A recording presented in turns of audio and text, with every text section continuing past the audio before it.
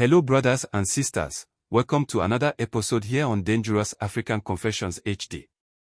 In this episode, we have a story from one of our sisters, who shares with us her life story as a married woman, who got married to a murderer and a ritualist. She tells us about how her husband sacrifices women and even had his ex-wife killed for rituals. Without taking much of your time, let us go and listen to her story. If you are new here on the channel, please do subscribe, share and like our videos. I would love to also thank our returning subscribers and viewers for staying with this channel all these times. Hello, my name is Eva. And for the sake of this recording, I wouldn't want to mention any name whilst I give out what I have seen with my eyes as a woman who got married to a man who was kind, lovely and sweet. Little did I know that, behind all the beautiful things that he was doing for me and to me, he was nothing but a murderer and a ritualist. Me talking about this is to let my fellow women out there to really understand the fact that not every rich man you see out there is worth getting married to.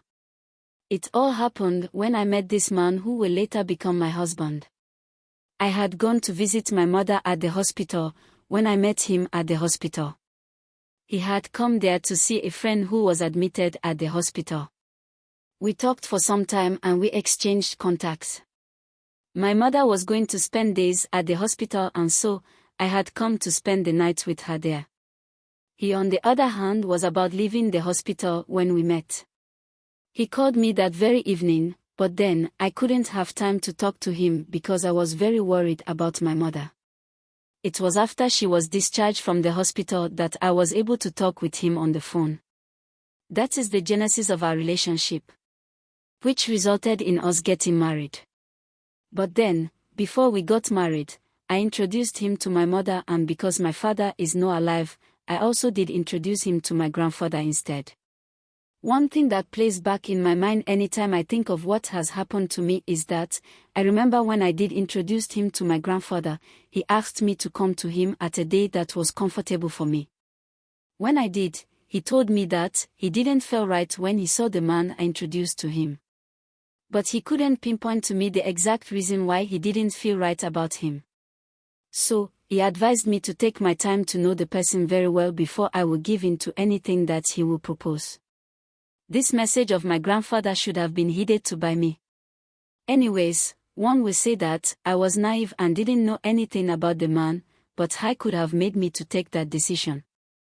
Honestly, I felt in love. He treated me so well. I felt or was feeling, it was as if I have never been in a relationship before. And this was my first. That is the exact feeling I was having. So, I guess even if there were signs for me to know that, when I settled down with this person, something bad was ahead of me, I honestly wouldn't have seen that. All I cared was the attention and care he was giving to me. The long and short of this is that, he finally came to see my family with his family elders. And a date was set for the marriage. The marriage was postponed 2 times. And that should have been a bad sign for me. I guess my spirit was telling me something, but I or my family couldn't get the message that was being communicated to me. The first one happened that, in about 2 weeks to the marriage ceremony, I fell very ill. And I spent almost about 1 week at the hospital. When I came back home, I wasn't very strong to go through the marriage ceremony. And so, the 2 families sat down, and decided to postpone the marriage till I am a bit okay to go through with it. They all agreed and a date was set. In about some few days after the date was set, there was some issue between my mother and his mother. My mother was like, they were talking on the phone and my in-law said something that she didn't like. This issue that happened on the phone escalated into something serious, where my mother vowed that she will never allow me to marry him. Because of this tension, the date for the marriage was also cancelled. At a point, I started to give up about the marriage. So, I went to my grandfather to have a discussion with him concerning my sudden feelings of wanting to let go of the marriage. He told me that, to be honest with me, he does not like the guy that I wanted to get married to. But he not liking the guy does not mean that he would take any decision for me. He said I should go and have a deep thought about this whole situation and the things that are going on with regards to me marrying him. He said that, no matter the decision I will make, he will be behind me with all his blessings. Honestly, my grandfather loved me very much. That one I don't need a prophet to tell me about his love for me. He practically became my father when my father passed away. He wouldn't mind to give me his food and then go hungry. He will tell you that I am his responsibility that his son has left him. So he has that duty to make sure I don't feel bad in my life. That was my grandfather. The issue between my mother and my in-law was settled and a new date was set. That was the day we finally were able to get married in peace. I thought that, at last everything was done and life was going to go on well in the marriage, just like when we were dating. I had imagined such a beautiful life with this gentle person. How sweet our home will be. Now, let me tell you this. I knew his ex-wife had the same birthday as in, the day that she was born. Was the same as mine. We were all born on Tuesdays, and also come from the same town. I never thought that there was a reason why we were having the same name and coming from the same town. I just felt this was a pure coincidence. I later got to know that it wasn't just a coincidence. But rather, there was so much meaning and reasons to why he chose me as his wife. When we got married, we were not staying in his main house, where he was staying with the first wife. I asked him why we didn't go into his main house. He told me that the memories of his wife makes him feel some way whenever he is there. And so, he wants to wait for a little longer, to be able to come that realization, so that we can move in there. At least, his explanation was okay with me. Knowing very well that he had a life with that woman. And if she is no more alive, I should be able to understand whatever she might be going through in that house. He is someone who has about 4 houses. And so, we did stayed in one of his houses as husband and wife. Life was going on well with me as a married woman. I vowed to myself that I was going to make this marriage work, no matter the circumstances. My grandfather has been my source of inspiration and he is my rock. Aside all the advice that he gave me, after I got married, so that I can make my marriage work. He told me that he is going to be with me physically and spiritually.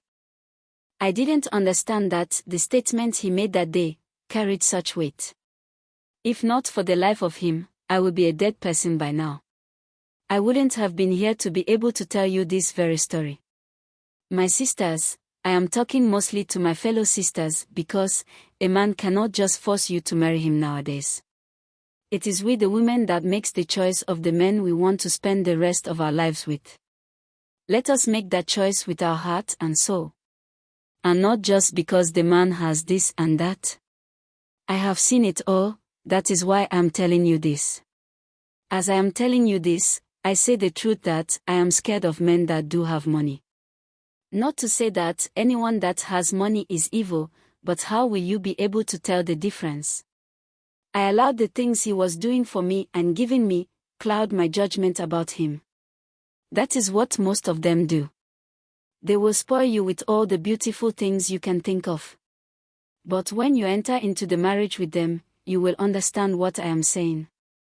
I am going through therapy right now. And I hope I will come out strong and put my life together. Now, in my marriage, I had gotten used to the fact that my husband goes out to work and will come home late. That is every Tuesday. It is either we are doing this or that. And that will happen every Tuesday. You see, if you don't think bad about something, you will just think lightly of everything that happens. That's how I was living with him.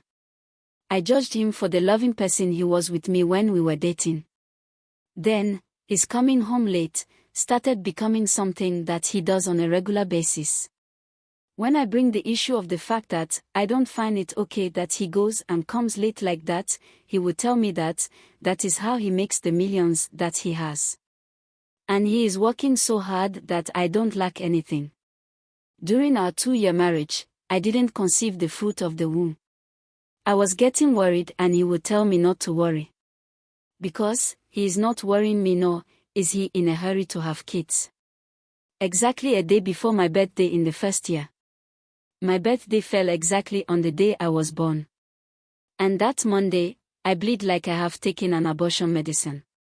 I didn't know what was wrong with me. He took me to the hospital and was told that there was nothing medically wrong with me and that there was no reason for me to bleed. I was afraid and I told my mother, thinking she can get some traditional medicine for me. She then told my grandfather about my issue and he called me to come home. When I went there, he went to the bush and came home with some herbs and asked me to bath with the herbs at dawn on my birthday. I did just that, at my mother's end at dawn. After that day, I didn't see the blood again flowing. One thing that was unusual with my husband was that, in the evening that I went back home, he was moody and didn't talk to me throughout that evening. I went back home because it was my birthday and I was thinking, he will want to do something for me. But I met his coldness towards me. After all, I wasn't even well, and so, I slept in peace that evening. He had gone out when I was about to sleep. Only for him to return home at dawn. I didn't talk about it. Because I honestly didn't want to start something that I didn't have the energy for. This thing started some distancing between my husband and I for some weeks. Before I broke the silence, that I needed to know the cause of his silence towards me. He didn't give me any tangible reason for that. All he told me was that he had lost some money in one of his business deals. I didn't understand why, if you've lost money in your deal, you cannot talk about it with your wife. But be just cold towards her. That didn't add up, but I also knew in my mind that I didn't want to cause any more problems. And so I acted as though what he said did sink into my head. I encouraged him and things were back to normal. Honestly speaking, he changed from that moment on. The loving and caring partner that I knew before agreeing to the marriage proposal was all gone.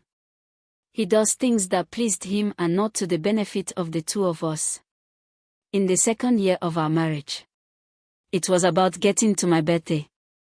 This man all of a sudden became too much caring and had gone back to the man I knew him to be. I thought that I had gotten my man back. He told me that he wanted me to go and celebrate my birthday in Dubai with my friends. He said he wanted to use that as a form of an apology for all that he did. I told him that he's done nothing wrong to me for him to apologize in that manner. But he insisted on having good time with my friend in Dubai. And then, when we return, we will celebrate my day in a private moment. So that 2 weeks travel, we were to return a day before my birthday. So that we can have the actual birthday party for only the two of us. I loved the idea, and so I agreed. So, truly, he got our visas for us and booked a 2 weeks accommodation in a hotel for us there. He again gave us money for the things that we will want to get.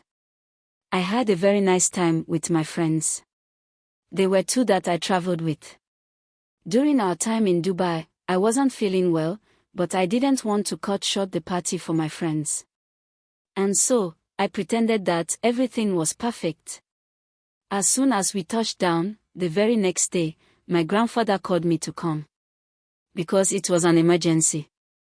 That very morning when I woke up, he was still in bed, and so, I decided to rush to my grandfather's place to see what the emergency was all about.